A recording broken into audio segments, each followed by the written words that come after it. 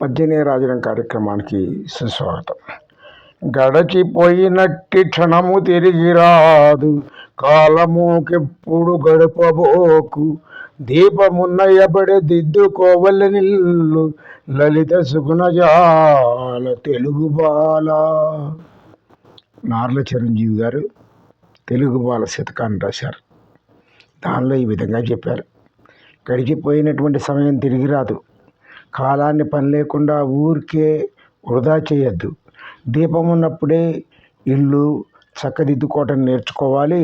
కాలం విలువ తెలుసుకుని చక్కగా చదువుకో తెలుగు బిడ్డ అంటూ ఆయన ఈ విధంగా చిన్నపిల్లలకి సంబంధించినటువంటి తెలుగు బాల శతకాన్ని రాశారు.